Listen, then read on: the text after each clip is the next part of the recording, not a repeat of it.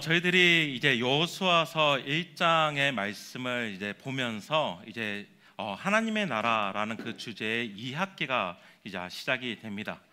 그래서 우리가 이 여호수아의 말씀을 보면서 하나님의 나라가 또 어떻게 세워가고 있는지를 함께 보기를 원하는데요. 저는 이 여호수아서 1장 1절에서 9절까지의 말씀을 아시다시피 작년 3월에 말씀을 전한 적이 있어요. 그때는 예수님의 순종, 결국은 우리가 시작하는 그 가운데서 순종함으로 나아가야 합니다라는 그 주제를 가지고 여러분과 말씀을 나누었는데요. 오늘은 좀 더 하나님의 전쟁, 거룩한 전쟁, 결국은 우리가 오늘 나의 삶 가운데서 치러야 하는 영적 전쟁에 대해 좀 집중하면서 오늘 말씀을 좀 나누기를 원합니다. 이 말씀을 좀 묵상하면서 당시의 상황들 또 그 배경들을 좀 생각하면서 좀 있었을 때에 떠오르는 어떤 영화의 한 장면이 있었습니다. TV 사극 드라마나 아니면 옛날을 배경으로 한 영화를 좀 볼 때에 가끔씩 전쟁 장면이 나오지 않습니까? 적들이 쳐들어왔을 때 아니면 누군가를 공격할 때 그러면 이제 결국은 적과 대치하는 그 상황 가운데 놓여지죠. 그리고 이제 곧 전투를 시작하기 전에 어떤 일이 일어납니까? 그 군대의 최고 지휘관이 군사들 앞으로 나와요. 그리고 그 군사들 앞에서 큰 소리로 외치면서 연설을 합니다. 오늘 말씀을 저는 묵상하면서 이 모습이 다시 생각이 났어요. 그래서 제 나름대로 이 말씀을 좀 극에 맞춰서 그 상황을 좀 생각하면서 그때 상황, 이제 여호수아가 하나님이 여호수아 앞에 서셨고 또한 여호수아가 백성 앞에 있는 그 상황을 좀 상상하면서 하나님께서 이스라엘 백성들에게 무엇을 말씀하고 계시는지를 좀 이게 상상하면서 좀 극에 맞춰서 좀 수정해 보았습니다. 제가 연기를 전공했다면 이것을 참 멋있게 이렇게 여러분께 말씀드릴 것 같은데 한번 도전을 해볼게요. 자, 여러분께서 이제 이스라엘 백성들인 거고 여호수아가 앞에 서 있다라고 생각하시면 됩니다. 소리를 조금 낮추셔도 될 것 같아요. 제가 목소리가 확 올라갈 수도 있으니까. 이스라엘 백성들이여, 오늘 우리는 주께서 약속하신 땅을 정복하기 위해 나아갑니다. 주께서는 우리에게 분명히 말씀하셨습니다. 발바닥으로 박는 곳은 모두 우리에게 주겠다. 이 약속을 굳게 믿고 담대하게 나아가십시오. 두려워하지 마십시오. 주께서는 모세와 함께 하셨던 것처럼 우리와 함께 하실 것입니다. 우리의 주께서는 우리를 떠나지도 버리지도 아니하실 것입니다. 전능하신 주께서 우리와 함께 하실 때에 우리를 이길 대적은 그 아무도 없을 것입니다. 이스라엘 백성들이여, 강하고 담대하십시오. 왕의 말씀 그 율법을 절대 저버리지 마십시오. 항상 입술에 가까이 하고 마음에 새기십시오. 그 말씀을 따르면 우리는 승리할 것입니다. 강하고 담대하십시오. 두려워하지 마십시오. 놀라지 마십시오. 전능의 주께서 우리와 함께 하시니 우리는 반드시 승리할 것입니다. 저도 갑자기 연기를 해야 될 것 같은 이런 상황인 거예요. 전투에 나가기 전에 최고 지휘관이신 하나님께서 그의 백성들에게 전투를 나가기 전에 선포하고 계신 것이죠. 전투를 시작하며 외치는 연설에는 사실 목적이 있습니다. 군사들의 사기를 높이고 단결력을 강화하면서 전투의 중요성을 강조하는 목적을 가지고 있어요. 그러기 위해서 격려의 말로 이 연설을 시작하고 목표와 사명을 강조합니다. 군사들 간의 단결과 협력을 강조하면서 희생의 중요성을 이야기하죠. 그리고 결국은 그것을 이야기하면서 군사들의 결의와 결단을 촉구합니다. 그리고 이 연설에 군사들은 반응하여서 자신들의 전투력이 상승되었음을 표현하듯이 크게 외치면서 전투 가운데 뛰어들죠. 저희들은 2024년에 시작하면서 하나님 나라라는 주제를 가지고 지금 구약의 말씀을 순서대로 보고 있습니다. 출애굽한 이스라엘 백성은 광야의 시간을 통과하였습니다. 그리고 이제는 그들은 하나님께서 약속하신 하나님께서 이제 이끄시는 그 가나안 땅에 들어가기 바로 직전인 거예요. 그리고 이 시간은 전쟁을 준비하는 시간으로, 전쟁을 예배하는 시간으로 하나님께서는 만들어 가고 계십니다. 그렇게 오늘 말씀은 제가 방금 연기 톤으로 말씀을 드렸듯이 이스라엘의 왕이신 하나님께서 여호수아에게, 그리고 이스라엘 백성들에게 전쟁 전에 외치는 연설과 같이 그들에게 외쳐집니다. 특별히 저희들이 읽었던 6절, 7절, 9절의 말씀, 강하고 담대하라, 이 말씀을 다시 한번 좀 가져와서 묵상해 보면 히브리 원어로 그대로 가지고 오면 손에 힘을 집어넣어라 라는 말이에요. 그것이 어떻게 보면 굳건하게 하라 라는 말씀이죠.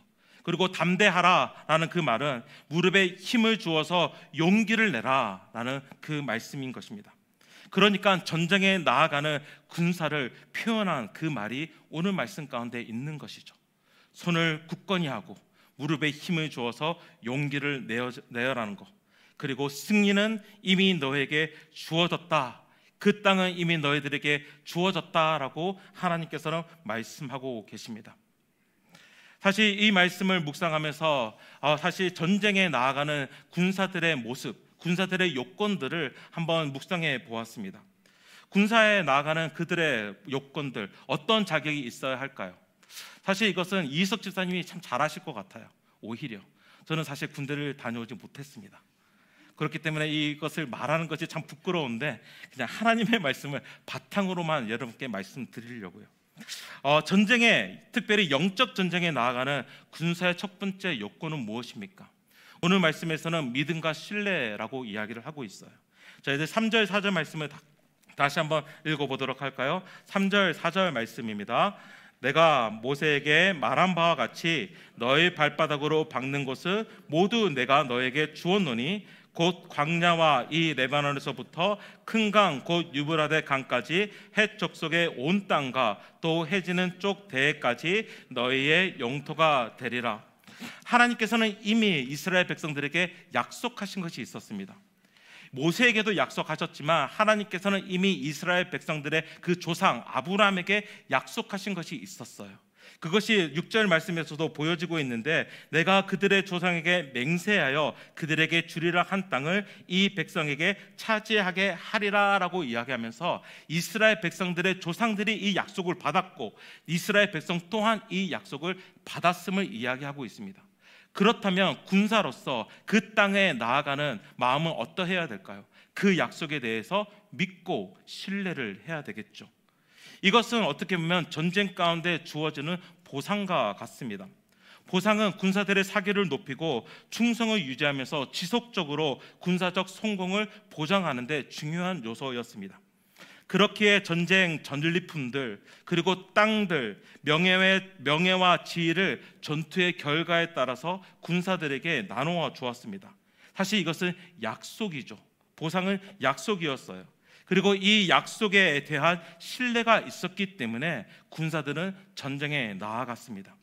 오늘 말씀에서는 이 전쟁, 이제 너희들이 가나안 땅에 들어갈 것이고 거기에 대한 종복의 전쟁들이 일어날 것인데 이 전쟁에 대한 보상은 바로 이 땅이다라고 하나님께서는 말씀하고 계신 거예요. 또한 동시에 어떤 신뢰가 필요하겠습니까? 바로 명령에 대한 신뢰가 필요합니다. 이 명령에 대한 신뢰는 어쩌면 명령하는 자에 대한 믿음과 신뢰입니다. 너무나 당연한 이야기이지만 만약 전투 가운데서 지휘관의 명령이 떨어졌는데 신뢰하지 않고 혼자 다르게 행동을 하면, 혼자만의 작전을 세우고 그렇게 하면 어떤 일이 생깁니까? 개인뿐만 아니라 전쟁에 나가 있는 모두에게 위험한 상황을 줄 수 있습니다. 영적 전쟁 가운데서 하나님의 약속뿐만 아니라 하나님의 말씀에 대한 믿음과 신뢰가 있어야 합니다. 그것이 내 뜻과 다르더라도, 그것이 내가 원하는 방향과 다르더라도 왕이신 주께서 말씀하시는 그 말씀에 신뢰하면서 믿고 나아가야 한다라는 것이죠. 오늘 하나님께서 여호수아에게, 이스라엘 백성들에게 무엇을 말씀하고 계십니까? 먼저는 함께 하신다라는 말씀입니다. 모세와 함께 있었던 것과 같이 너희와 함께 있을 것이다 라고 말씀하고 계시고, 내가 너희를 떠나지도 그리고 버리지도 않겠다라고 말씀하십니다. 그렇다면 군사로서는 그 말씀을 믿고 담대히 나아가야겠죠. 또 다른 명령은 무엇입니까? 바로 하나님께서 말씀하신 율법을 다 지켜 행하고 우로나 자로나 치우치지 말라라고 말씀하고 계십니다. 그리고 이 명령을 지킬 때에, 이 명령에 신뢰를 들고 이 명령을 믿는 가운데서 이 명령을 지킬 때에 그들이 평탄할 수 있는, 형통할 수 있다라고 하나님께서는 말씀하시죠. 즉 그 율법을 다 지켜 행하면 승리할 것이다 라고 말씀하십니다. 그리고 이 믿음과 신뢰는 군사들이 가지고 있어야 하는 두 번째 요건과 연결이 됩니다. 바로 순종, 충성이죠. 지휘관을 신뢰할 때에 온전한 순종이 나옵니다. 약속을 믿으면, 작전에 대한 명령을, 지휘관의 말을 믿으면 작전에 따라 그대로 수행할 수 있습니다. 이것은 지휘관을 신뢰할 때 가능합니다. 나의 생각과 다르지만 순종할 수 있는 이유는 그 명령한 자가 나보다 더 뛰어남을, 나보다 더 좋은 전략을 가지고 있음을 믿는 가운데서 그냥 따라가면 된다라는 것이죠. 제가 한번 순종에 대해서 말씀드린 적이 있어요. 이 순종은 어떻게 보면 따르냐 따르지 않느냐를 이야기하고 있지만 더 중요한 문제는 바로 명령에 대한 권위입니다. 우리가 순종할 때에 그 사람의 권위에 대해서 인정하기 때문에 그 말을, 그 명령에 따라서 순종하게 된다라는 것이죠. 그런데 한번 질문을 던져봅니다. 이스라엘 백성들이 오늘 말씀 가운데서 하나님을 신뢰하라라고 이야기했고 하나님께 순종하라라고 이야기를 하나님께서 하셨는데, 이스라엘 백성들이 신뢰하면서 순종했을까요? 우리가 이제 여호수아 말씀을 앞으로 한 달 동안 살펴볼 것인데, 이스라엘 백성들은 하나님을 신뢰한다라고 이야기를 하면서 사실 순종하지 못합니다. 하나님께서 가나안 땅을 정복하라고 말씀하셨을 때는 그 땅에 살고 있는 모든 사람들을 내쫓아라, 멸절하라라고 말씀을 하세요. 왜냐하면 이 정복은, 가나안 땅에 대한 정복은 제가 수요 말씀 공방에서도 말씀드렸던 것과 같이 하나님의 심판이었기 때문이에요. 하나님, 그들의 죄에 대한 하나님의 심판이었기 때문에 하나님께서는 가나안 땅에 있는 사는 모든 원주민들을 내쫓아내라라고 말씀하고 계십니다. 멸절하라라고 말씀하고 계세요. 그런데 이스라엘 백성들은 다 쫓아내지 못해요. 그들을 다 죽이지 못합니다.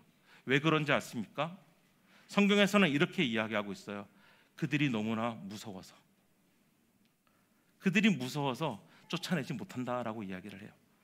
싸울 생각도 하지 않는 것입니다.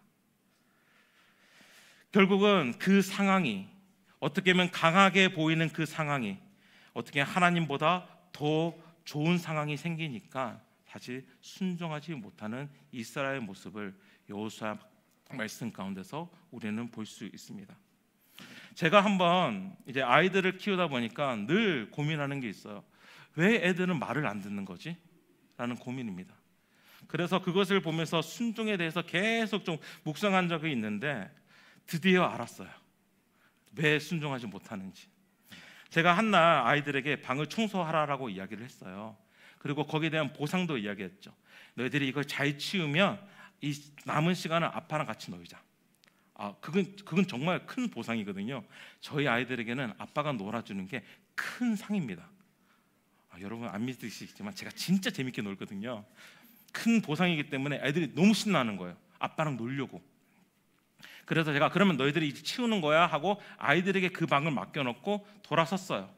1, 2분 정도 정말 열심히 치우는 소리가 들리더라고요. 막 통에 막 장난감 집어넣는 소리 막 들리는데 3분, 4분, 5분 정도 지나니까 청소하는 소리보다 서로 대하는 소리, 그리고 뭔가 사부작 이렇게 만지는 소리가 막 들리는 거예요. 그러니까 그래서 살짝 봤죠. 무슨 일이 일어나고 있는가. 그런데 놀랬습니다. 청소를 하려고 집어넣었던 장난감까지 다시 다 꺼내서 넓게 더 어지러 놓고 놀고 있는 거예요. 분명히 방을 치우라는 아버지의 명령이 떨어졌음에도 불구하고 그들에게는 치우다 보니까 놓을 수 있는 것들, 그러니까 자신들에게는 더 좋은 것들이 보이니까 그게 빼앗겨서 그냥 방 치우는 것을 잊어버리고 그냥 더 놀고 있더라고요. 제가 그것을 보면서 한 소리 했을게요, 안 했게요? 했을 것 같아요? 뭐 안 했을 것 같아요? 네, 하면서 안 했습니다. 그게 무슨 말인지 좀 이따 말씀드릴게요. 저희들이 2주 전에 민수기 말씀을 같이 한번 살펴보는 시간이 있었습니다. 바로 가데스 바냐의 사건이었죠. 출애굽을 하고 시내산에서 하나님의 율법을 이스라엘 백성들은 받았습니다. 그리고 그들은 시내산을 떠나서 가데스 바냐, 결국은 이 가나안 땅이 가까운 곳에 그들이 진을 쳤어요. 그리고 모세는 그 땅을 정탐하기 위해서 12명을 세우고 가나안 땅을 정탐하라라고 이야기를 했습니다. 그리고 12명의 정탐꾼이 다시 돌아와요. 40일 동안 정탐하고 나서 그들은 같은 것을 보았고 같은 것을 느꼈습니다. 그렇지만 그들의 결과의 보고는 완전히 달랐죠. 10명의 정탐꾼은 어떻게 보고했습니까? 기억나시죠? 그곳은 좋은 땅이다. 하지만 그들은 강하다. 아낙 자손들, 거인 민족이 사는 곳이고 강한 성읍들이 있다. 그렇기 때문에 우리는 그곳에 들어가지 못한다라고 보고를 해요. 근데 두 사람 여호수아와 갈렙은 어떻게 보고합니까? 그들은 크다, 싸움도 잘하다, 견고하다.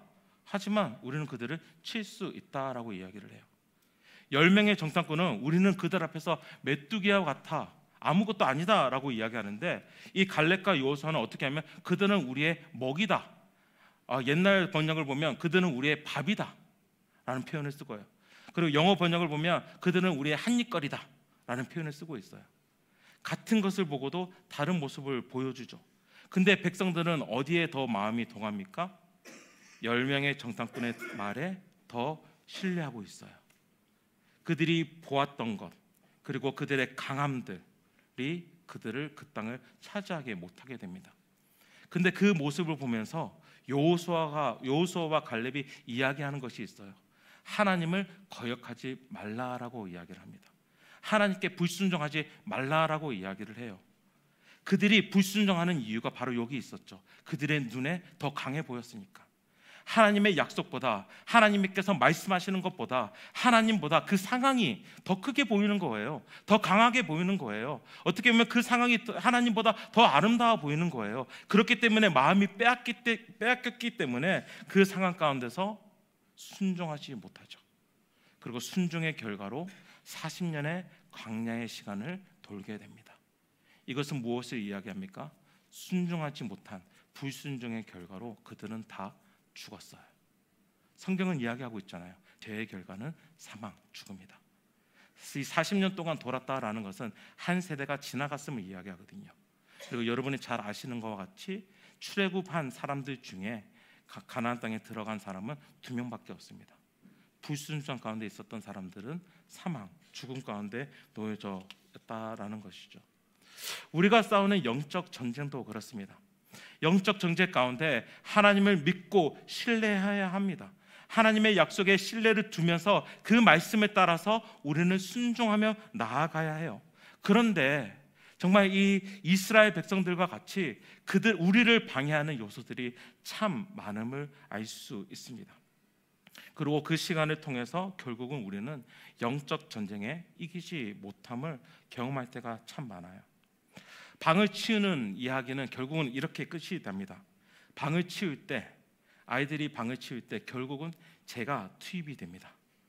그리고 아이들에게 자, 그러면 아빠와 같이 함께 치우자라고 이야기를 해요. 그리고 이렇게 열심히 치우다 보면 아시는 분은 아실 거예요. 결국은 방을 치우는 사람은 누구다? 아빠밖에 없다. 부모밖에 없는 거예요. 그 방을 치우는. 아이들은 그냥 자기 할 일은 또 해요. 근데 부모가 그 방을 다 치우고 나서, 방이 깨끗해지고 나서 아이들에게 이야기를 해요. 뭐라고 이야기하죠? 깨끗하다, 청소 잘했어, 이제 아빠가 놀아줄게. 영적 전투가 그런 것 같습니다. 우리가 영적 전투 가운데서 매일 나아가잖아요. 근데 우리가 매일 싸운다 이야기를 하지만 사실 무너질 때가 참 많아요. 그런데 방을 결국 혼자 치우는 아빠로 인해서 그 방이 깨끗해지듯이 결국은 우리의 영적 전투 가운데서 하나님이 들어와 계시고 예수님이 들어와 계시고 성령님이 들어와 계셔서 우리를 대신해서 싸우고 계시는 것을 경험하게 됩니다. 저는 영적 전쟁을 가장 잘 표현한 싸움을 성경에서 저는 다윗과 골리앗의 싸움이 아닐까라는 생각을 해봅니다. 다윗과 골리앗의 싸움은 우리가 모두 잘 아는 이야기입니다. 그런데 그 이야기를 들을 때 어떤 마음이 드세요? 저도 어릴 때도 그랬고 가끔씩 읽으면 그런 마음이 들지만 우리가 다윗이 되는 것이죠. 그리고 다윗처럼 믿음을 가지고 또한 자신이 가지고 있는 최고의 무기, 세상이 볼 때는 초라하지만 내가 사용할 수 있는 최고의 무기, 그 달란트를, 그 은사를 가지고 싸우면, 나의 물맷돌을 가지고 5개의 조약들을 가지고 싸우면 그 믿음 가운데서 영적 전쟁에서 이길 수 있다라고 우리는 늘 생각을 합니다. 저도 그랬어요. 그런데 사실 우리의 모습은 다윗의 모습이 아닌 거예요. 우리의 모습은 오히려 골리앗 앞에서 벌벌 떠는 이스라엘 군사의 모습이 바로 나의 모습입니다. 하나님 나라를 위하여 자신이 자원해서 싸우고자 전쟁터에 나아갔는데 골리앗이 있는 거예요. 3m나 되는 그 키의 골리앗, 그 거인, 그를 보니까 싸우고 싶은 마음이 사라지는 것이죠. 골리앗은 그 상황 가운데서 외쳐요. 나와 겨룰 사람이 있느냐? 나와 1대1로 싸워서 결판을 내자. 너희들이 한 사람이 데리고 나와서 그 사람이 지면 우리가 이기는 것이고, 내가 이기면 내가 이기면 우리가 이기는 것이고, 너희가 이기면 너희들이 이기는 것이다라고 이야기를 합니다. 그 말 가운데서 성경은 이렇게 표현하고 있어요. 사울과 이스라엘군은 무서워 벌벌 떨고 있었습니다. 이 모습이 진짜 우리의 모습이다라는 거예요. 그런데 그 상황 가운데서 누가 등장합니까? 다윗이 등장하는 거예요. 다윗은 매우 초라한 모습입니다. 어린 소년이었어요. 전쟁에 나아갈 수 있는 어떤 갑옷도 투구도 쓰지 않는, 싸움을 할 수 있는 무기가 보잘것없는 물맷돌 하나밖에 없었습니다. 골리앗의 7kg가 넘는 창에 비해서 진짜 정말 보잘것도 없는 무기가 바로 다윗이 들고 있었던 무기였다라는 거예요. 그런데 우리는 결과를 너무나 잘 알죠. 누가 이깁니까? 다윗이 이깁니다. 다윗이 골리앗을 쓰러뜨리고 골리앗의 칼을 뽑아서 골리앗을 죽입니다. 근데 그때 어떤 일이 일어납니까? 이스라엘 백성들이 환호를 하면서 올라오기 시작해요.